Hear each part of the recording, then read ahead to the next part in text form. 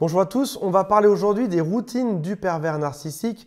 Il faut savoir que manipuler quelqu'un au quotidien nécessite beaucoup d'énergie. Un pervers narcissique, son objectif c'est de vous descendre, de vous rabaisser et de vous utiliser un peu comme un objet. Mais pour faire ceci, il ne peut pas improviser chaque jour. Il ne peut pas se dire chaque jour « je vais trouver un plan différent pour le manipuler, pour le rabaisser ». En gros, ça veut dire qu'il va répéter des choses de manière constante pour utiliser tout son entourage. C'est ce qu'on va voir aujourd'hui et ce sont finalement des routines destructrices pour vous abattre à petit feu qu'il va employer au quotidien.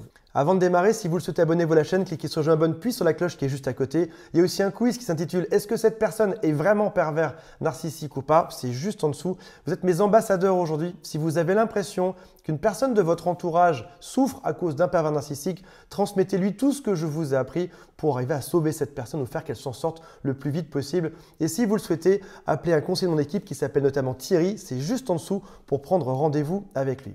Alors, ça paraît bizarre de penser qu'un pervers narcissique puisse avoir des routines. Parce que comme on en parle souvent dans les vidéos, c'est une personne qui est totalement instable. C'est quelqu'un qui ne garde pas d'amis à long terme, qui n'a pas de couple sur le long terme, qui va faire couple sur couple et puis qui va casser, qui va se remettre à quelqu'un d'autre, etc., etc. toute sa vie.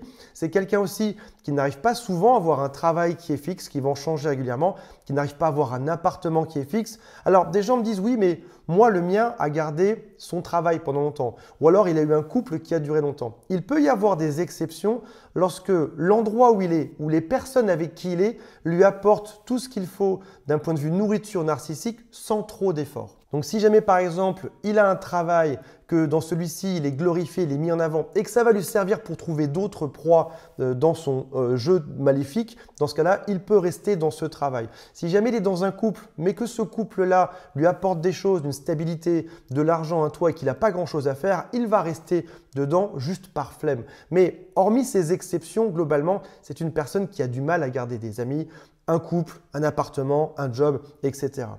Ce sont aussi des gens qui possèdent des stratégies de manipulation qui se crantent de plus en plus. En gros, chaque jour, il va t'en demander un peu plus. Il te prend un peu, puis un peu, puis un peu, puis tout le bras, puis il te prend totalement juste après.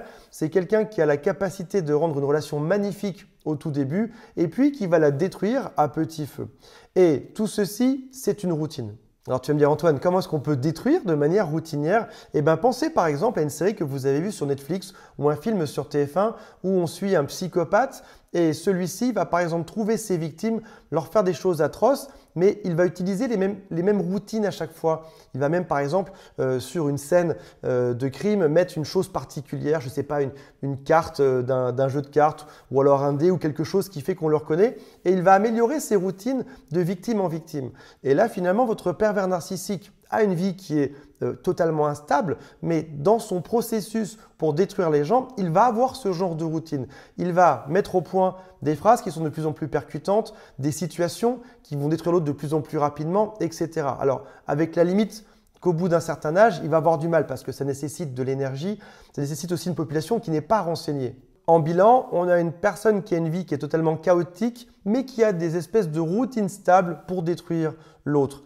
Et la récurrence de ces actions, le fait de s'entraîner dans tous les couples qu'il va rencontrer, toutes les personnes qu'il va rencontrer, et aussi le fait d'appréhender les problèmes avant qu'ils arrivent, vont l'aider. Ça va simplifier sa tâche. Alors, on a parlé un peu des routines et du pervers narcissique, on va revenir dessus dans quelques instants, mais parlons de l'autre personne dans ce couple-là, vous en l'occurrence, la proie du pervers narcissique.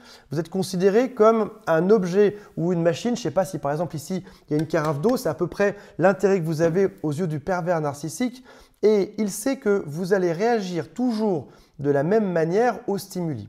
Je vous donne un exemple qui est simple. Si jamais vous avez un chien, vous savez que quand vous emmenez votre chien se promener dans la forêt, votre chien sera heureux. Donc en gros, une action va déclencher un stimulus qui sera sain. Mon chien sera heureux et moi, par la même occasion, je serai heureux aussi. Et un pervers narcissique va faire la même chose. Il va se dire « Un humain sera toujours heureux si je lui donne beaucoup de signes d'amour et d'affection au début de la relation amoureuse. » Et c'est ce qui fait qu'au fil de ces relations amoureuses, il va avoir des phrases qu'il va travailler. Il va apprendre à mieux montrer ou à mieux faire semblant d'être amoureux. Il va apprendre à mieux faire semblant d'être impliqué dans le couple. C'est quelque chose qui est totalement, bien évidemment, artificiel. Il n'y a absolument rien de réel là-dedans. C'est quelque chose qui est planifié et qui a été répété de couple en couple pendant toute sa vie. Et dites-vous bien une chose, c'est que vous ne serez pas le dernier dans sa vie. Il y a quelqu'un d'autre qui va arriver après vous, et encore quelqu'un d'autre, et encore quelqu'un d'autre. Et les phrases seront de plus en plus aiguisées, pour être de plus en plus percutantes, pour faire semblant au début que ça se passe bien, puis pour détruire sa proie après. On a parlé de l'énergie qu'il fallait pour manipuler quelqu'un et le détruire. En l'occurrence, une routine va forcément nécessiter moins d'énergie que si c'est quelque chose qui est totalement improvisé. Imaginons un tueur en série qui improviserait à chaque fois qu'il va faire du mal ou tuer quelqu'un, ce serait impossible. Il faudrait tout repenser depuis zéro, changer ses outils, ses armes, etc. J'en sais rien. Sa façon de faire, son modus operandi. Donc là, en l'occurrence, le pervers narcissique, c'est pareil. Il a besoin de moins d'efforts quand il va utiliser sa routine plutôt que s'il prenait un plan improvisé. Par exemple, il va se dire en un premier temps, je vais chercher quels sont ces boutons rouges. Les boutons rouges, c'est les sujets qui vous rendent fou. On en a tous. Par exemple, il va essayer 100 sujets ou 1000 sujets pendant les 3 premiers mois de la lune de miel qu'il va passer avec vous. Il va voir que certains sujets sont sensibles. Par exemple, votre mère, ou votre père, ou votre travail, ou une maladie, ou un complexe physique, ou un complexe psychologique, ou quelque part où vous êtes fait avoir, ou quelque part où on s'est moqué de vous. Il va tout essayer et tout d'un coup, il va dire ça, c'est un bon bouton rouge. Il va en garder 4-5, ce sont les sujets, quand il les lance, qui vous font devenir juste dingue. Et il sait que si jamais il te parle de ta mère, tu vas devenir fou. Ou si jamais il te parle d'une partie de ton corps, tu vas devenir fou. Ou d'un complexe, ou de l'argent, ou de n'importe quoi d'autre. Au final, tous les êtres humains ont des routines. Même vous, vous avez des routines. Quand vous êtes par exemple en voiture pour aller à votre travail le matin, vous ne pensez pas à chacun des gestes que vous allez faire avec vos mains, avec vos pieds, avec le passage de vitesse, etc. C'est quelque chose de routinier. Vous allez seulement remarquer les différences dans un trajet. Quand par exemple quelqu'un marche sur un passage piéton alors que le feu n'est pas forcément de la bonne couleur, vous allez faire gaffe à ça. Mais sinon, rouler jusqu'à votre travail ne nécessite que très peu d'efforts parce que c'est une routine. Ça, c'est une routine qui est plutôt saine. Rouler pour aller à son travail ou même se rendre à son travail. Le pervers narcissique a ce même genre de routine. Il sait par cœur comment faire pour manipuler quelqu'un et pour le détruire. Alors, on a dit auparavant que votre pervers narcissique était quelqu'un de rigide. Et c'est normal parce que son scénario est déjà rédigé. Avant même que vous rencontriez votre pervers narcissique, le scénario et toutes les phrases qui vont être dites avaient déjà été écrites dans sa tête, avant même la relation, parce que ça le rassure. Ça veut dire qu'au moment, par exemple, vous l'avez rencontré sur Tinder, dans une soirée entre amis ou votre travail, la relation était déjà écrite, quasiment même la durée de la relation était écrite à l'avance. Il savait que ses demandes allaient être comme ci et comme ça et que vous allez céder au bout de 1 an ou 2 ans ou 3 ans ou 10 ans. Il le savait déjà à l'avance. D'autres personnes ont servi à répéter juste avant vous, ce sont ses ex par exemple dans la vie amoureuse, et d'autres personnes auront le plan qui sera encore plus diabolique juste après. Ce seront les futurs, les gens par qui il va vous remplacer juste après. Sauf qu'au bout d'un moment, on y voit clair dans son jeu. À force que la relation soit crantée, que l'autre demande de plus en plus, aussi, au bout d'un moment, l'autre vous parle toujours d'un même sujet. Par exemple, reprenons le sujet de votre mère. Si c'est votre mère, votre bouton rouge, celui qui vous rend fou.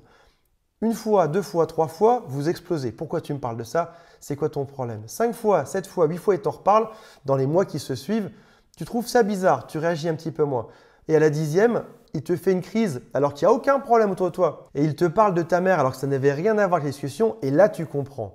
Il est en train de tout faire pour me rendre fou et donc je ne me laisserai plus avoir. On n'est pas là dans le but de co-créer, c'est-à-dire d'avoir un futur commun ensemble où on va faire des compromis. Là, il est juste dans le but de me faire du mal. Quand vous commencez à comprendre, vous commencez à résister, vous n'êtes plus sensible à tout son scénario, à tout ce qu'il avait prévu pour vous. Et dans ce cas-là, ça devient compliqué de vous manipuler parce qu'il va devoir improviser. Et ça, il n'aime pas, ça nécessite beaucoup d'énergie.